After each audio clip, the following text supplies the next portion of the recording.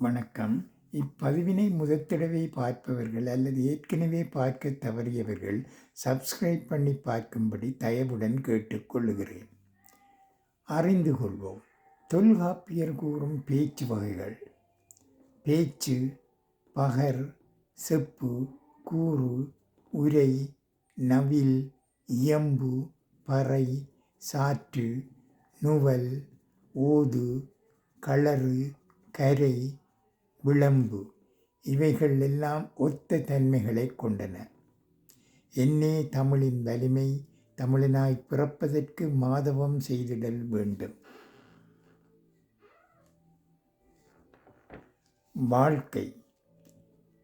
நேற்று இருப்பவர் இன்று இல்லை, இன்று இருப்பவர் நாளை இல்லை, என்றும் இருப்பவர் எவரும் இல்லை. இதை உணர்ந்தவர் வாழ்வில் துன்பமில்லை, இதை உணராதவர் வாழ்வில் இன்பம் இல்லை. நன்றி, வணக்கம்.